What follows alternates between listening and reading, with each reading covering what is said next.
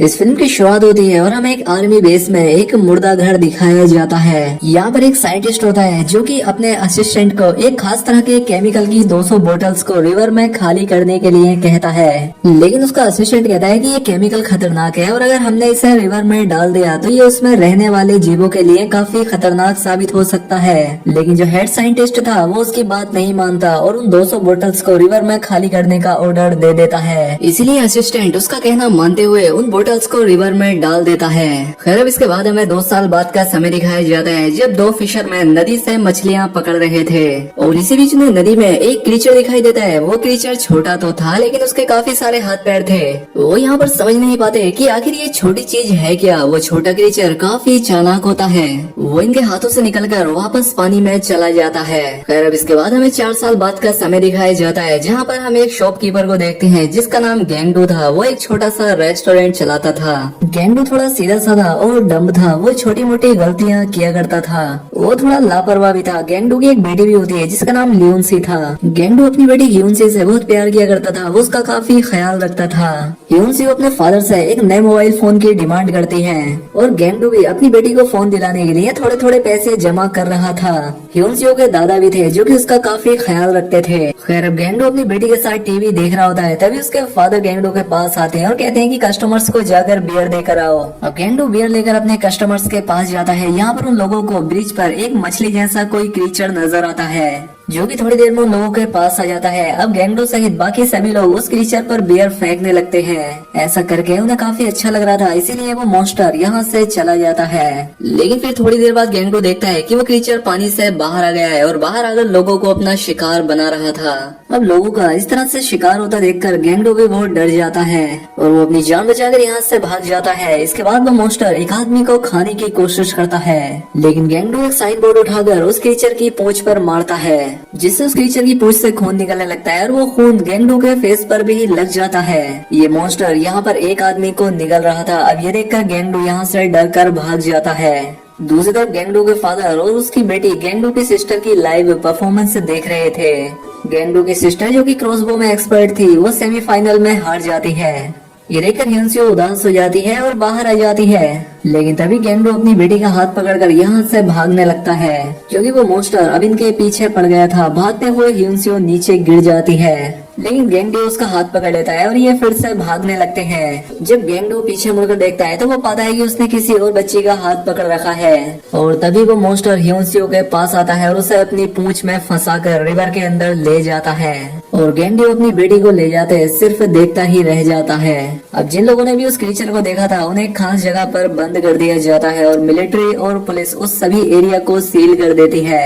Hall में उन सभी लोगों की पिक्चर्स थी जिन्हें उस मॉन्स्टर ने अपना शिकार बनाकर मार डाला यानी कि उन्हें खा लिया। उन सभी पिक्चर्स में से एक पिक्चर ह्यूनसियो की भी थी जिसे देखकर उसके पिता और उसके दादाजी काफी दुखी हो जाते हैं। और वहीं पर गैंगडू की सिस्टर और उसका भाई भी आ जाते हैं। गैंगडू का भाई उसे बहुत मारता है क्योंकि अगर वो गलती से उस दूसरी बच्ची का हाथ ना पकड़ता तो आज वो जिंदा होती। अब तभी यहाँ पर एक येलो कॉस्ट्यूम पहना एक आदमी आता है। वो लोगों से सवाल करता है कि अगर कोई भी उस मॉन्स्टर के करीब गया है या उस मॉन्स्टर से टच हुआ है तो वो अपना हाथ उठाए। तब गैंगडू अपना हाथ खड़ा कर देता है और बताता है कि उस मॉन्स्टर का खून मेरे चेहरे पर लग गया था। अब इसीलिए गैंगडू को पकड़ लिया जाता है क्योंकि उन्हें लगता है कि इसमें भी वही वायरस आ गया होगा जो कि उस मॉन्स्टर में है। खैर अब हम देखते हैं कि गैंगडू की फैमिली और वो सभी लोग जिन्होंने उस मॉन्स्टर को देखा था वो डॉक्टर्स के अंडर थे। और रात में गैंगडू को किसी की कॉल आती है और जब वो कॉल रिसीव करता है तो वो किसी और की नहीं बल्कि उसकी बेटी ह्यूनसियो की थी। ह्यूनसियो अपने फादर से कहती है कि पापा प्लीज मुझे बचा लीजिए, जिस पर गैंगडू से पूछता है कि बेटा तुम अभी कहाँ पर हो। वो कहती है कि मैं ब्रिज के एक नाले में हूँ जहाँ पर मेरे अलावा और भी कई सारे लोग हैं। अब ये सुनकर गैंगडू और उसकी फैमिली काफी खुश हो जाती है क्योंकि ह्यूनसियो अभी जिंदा थे। खैर अब अगले दिन ये लोग इस बारे में पुलिस को इन्फॉर्म करते हैं जिस पर पुलिस वाला कहता है कि गैंगडू की बॉडी में उस मॉन्स्टर का वायरस तेजी से फैलता जा रहा है इसलिए ये पागल होता जा रहा है और इस तरह की बातें कर रहा है। इसीलिए वो पुलिस ऑफिसर इनकार कर देता है कि मैं तुम्हारी मदद नहीं करूंगा। लेकिन गैंगडू के फादर का एक पुलिस ऑफिसर दोस्त होता है जिसकी मदद लेकर ये लोग यहाँ से भागने में कामयाब हो जाते हैं। ये लोग अपने साथ कुछ गन्स और वेपन्स ले लेते हैं और कुछ जरूरी सामान भी। खैर अब ये लोग चेकिंग एरिया से आगे बढ़ते हैं लेकिन यहाँ पर एक ऑफिसर इन्हें आगे जाने नहीं देता क्योंकि आगे के एरिया में जाने के लिए इन्हें आईडी कार्ड्स की जरूरत थी जो कि इनके पास था नहीं। इसीलिए गैंगडू के फादर उससे वो पैसे ले लेते हैं जो कि गैंगडू ने अपनी बेटी का मोबाइल फोन खरीदने के लिए बचाए थे। गेंडू के फादर वो पैसे उस पुलिस ऑफिसर को दे देते हैं और कहते हैं कि हमें माफ करना, इस बार तो हम अपना आईडी कार्ड भूल आए हैं, लेकिन आगे से हम ध्यान रखेंगे।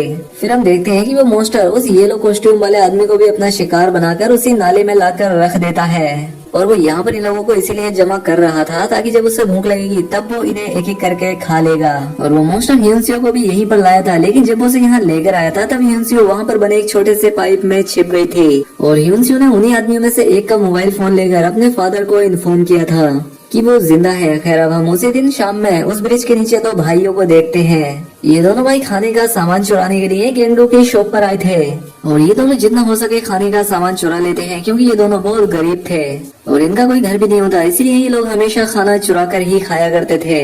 लेकिन जब ये लोग यहाँ से खाना चुरा कर जा रहे होते हैं तभी वो मॉन्स्टर इन पर अटैक कर देता है। वो मॉन्स्टर उन दोनों भाइयों में से एक को मार देता है और छोटे भाई सीजू को अपने साथ ले जाता है। ये मॉन्स्टर उसे भी अपनी जगह पर लाकर रख देता है। जब वो मॉन्स्टर यहाँ से चला जाता है तो ह्यूनसियो यहाँ पर आकर देखती है कि लड़का तो अभी जिंदा है।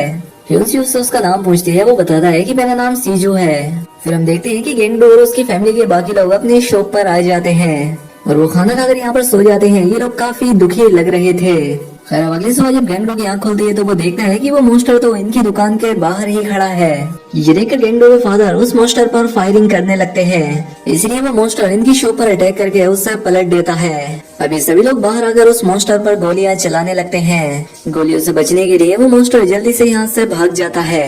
ये लोग उस मॉन्स्टर पर इतनी गोलियां चलाते हैं कि इन्हें ध्यान ही नहीं रहता कि उनकी गोलियां खत्म होती जा रही है। खैर अब वो मॉन्स्टर पानी में चला जाता है और गोलियों की आवाज सुनकर यहाँ पर पुलिस भी आ जाती है। पुलिस इन्हीं की तरफ आ रही थी, इसलिए ये लोग रिवर की दूसरी साइड चले जाते हैं जहाँ पर वो मॉन्स्टर था। अब गेंडू के फादर यहाँ पर उससे उसकी गन लेते हैं जिसमें कि अभी भी एक गोली थी। अब गेंडू के फादर अपने तीनों बच्चों से यहाँ से जाने के लिए कहते हैं और तभी गेंडू के फादर के पास वो मॉन्स्टर आ जाता है।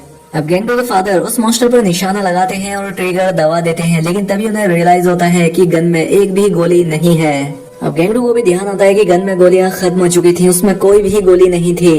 वो मॉन्स्टर गेंडू के फादर को हिट करता है और दोबारा से रिवर में चला जाता है। गेंडू अपने फादर के पास आता है तो वो देखता है कि उसके फादर तो अब मर चुके हैं। अब अपने फादर को खोकर गेंडू बहुत दुखी हो जाता है, वो यहाँ पर रोने लगता है। अब यहाँ पर पुलिस भी आ चुकी थी, इसलिए गेंडू अपनी सिस्टर और भाई से यहाँ से भागने को कहता है। लेकिन गेंडू अपने फादर को छोड़कर नहीं जा सकता था, इसीलिए वो खुद को पुलिस के हवाले कर देता है और अब इसलिए गेंडू को पुलिस पकड़कर ले जाती है। वहीं दूसरी तरफ गेंडू का भाई अपने एक दोस्त से मिलता है और कहता है कि ह्यूनसियो के कॉल को ट्रेस करो, इसलिए वो कॉल ट्रेकर गेंडू के भाई की मदद करता है। लेकिन यहाँ पर हमें पता लगता है कि स्ट्राइकर ने अपने दोस्त यानी गेंडू के भाई के साथ एक ट्रिक की है, यानी कि धोखा दिया है। दरअसल पुलिस ने गेंडू की पूरी फैमिली को पकड़ने के लिए इनाम रखा था, इसलिए उस कॉल ट्रेकर ने इन्हें पकड़वाने के लिए चाल चली। इसके बाद वो कॉल ट्रेकर ऑफिस में जाता है जहाँ पर पुलिस और हॉस्पिटल के बाकी वर्कर्स थे और वो सभी लोग गेंडू के भाई को पकड़ना चाहते थे, क्योंकि ये सभी अपना इनाम पाना चाहते थे। और इनाम पाने के लिए वो कॉल ट्रेकर गेंडू के भाई को यहाँ तक लेकर आया था। वो सभी लोग यहाँ से बाहर आते हैं और गेंडू के भाई को चारों तरफ से घेर लिया जाता है। अब क्योंकि गेंडू के भाई को ह्यूनसियो की लोकेशन पता चल चुकी थी, इसलिए वो यहाँ पर इलेक्ट्रिसिटी खराब करके यहाँ से भाग जाता है। गेंडू का भाई अपनी सिस्टर को भी ह्यूनसियो की लोकेशन सेंड कर देता है। दूसरी तरफ डॉक्टर गेंडू को पकड़कर उस पर तरह तरह के एक्सपेरिमेंट कर रहे थे और उसे यहाँ पर टॉर्चर भी किया जा रहा था, लेकिन गेंडू यहाँ पर समझदारी दिखाता है। वो यहाँ पर इन डॉक्टर के ट्रैप से बचकर भागने में कामयाब हो जाता है। वहीं पर ह्यूनसियो जो कि अपने फादर के आने का वेट कर रही थी कि वो उसे बचाने के लिए जरूर आएंगे, तो वहाँ पर गेंडू की सिस्टर उसकी लोकेशन ट्रेस करते हुए वहाँ तक पुल के नीचे पहुँच जाती है अपने क्रॉसबो लेकर, और ये वही जगह थी जहाँ पर ह्यूनसियो थे। लेकिन यहाँ पर वो मॉन्स्टर गेंडू की सिस्टर पर अटैक कर देता है, जिससे वो गिर जाती है और वो मॉन्स्टर यहाँ से भाग जाता है। वही हम देखते हैं कि ह्यूनसियो और वो छोटा बच्चा मिलकर कपड़ों की एक रस्सी बनाते हैं। वो उस कपड़े की रस्सी को ऊपर लगी एक लोहे की जाली पर फेंकते हैं, लेकिन वो रस्सी छोटी रह जाती है, जिससे ये लोग यहाँ से बाहर नहीं निकल पाते। अब इसके बाद गेंडू का भाई भी उस ब्रिज के नीचे आ जाता है, जहाँ पर उसे एक होमलेस आदमी भी मिलता है। अब गेंडू का भाई उस होमलेस आदमी के साथ मिलकर एक पेट्रोल बॉम्ब बनाने में कामयाब हो जाता है। अब ये लोग उस तरफ जा रहे होते हैं जहाँ पर वो मॉन्स्टर था। अब गेंडू को भी ह्यूनसियो की लोकेशन पता चल चुकी थी, इसीलिए वो उस नाले को ढूंढ लेता है जहाँ पर ह्यूनसियो थी। लेकिन उस वक्त ह्यूनसियो और वो छोटा बच्चा सीजू उस मॉन्स्टर के मुंह में थे। वहीं हम देखते हैं कि लोग सड़कों पर आकर प्रोटेस्ट कर रहे थे कि पुलिस और डॉक्टर्स ने गेंडू के साथ इतना ज्यादा टॉर्चर क्यों किया। और तभी वो मॉन्स्टर उन लोगों की भीड़ की तरफ आ जाता है, जिससे वो लोग यहाँ से बचकर भाग जाते हैं। अब यहाँ पर गेंडू और उसके भाई बहन भी आ जाते हैं। अब साइंटिस्ट ने उस मॉन्स्टर को पकड़ने के लिए एक गैस बनाई थी।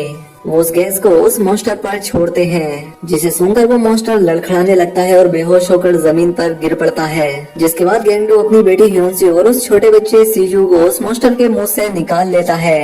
लेकिन अब देर हो चुकी थी, क्योंकि ह्योन्सियो मर चुकी थी, लेकिन वो छोटा बच्चा सीजू अभी जिंदा था। अब इसके बाद वो मॉन्स्टर फिर से उठकर इन लोगों पर अटैक करने ही वाला होता है कि तभी वो होमलेस आदमी बहुत सारा पेट्रोल उस मॉन्स्टर के मुंह में डाल देता है और गेंडो की सिस्टर अपनी कमान पर एक आग वाला तीर लेकर उस मॉन्स्टर की तरफ फेंकती है, जिससे उस मॉन्स्टर में आग लग जाती है और वो जलने लगता है। इसीलिए मॉन्स्टर अपनी जान बचाकर पानी की तरफ भागता है, लेकिन तभी सामने से गेंडो आ जाता है और वो एक रोड उस मॉन्स्टर के मुंह में घुसा देता है और वो उस मॉन्स्टर को मार देता है। अब गेंडो उस मॉन्स्टर को तो मार देता है, लेकिन इस बीच उसने अपने दो सबसे खास और सबसे प्यारे लोग, अपनी बेटी और अपने फादर को खो दिया था।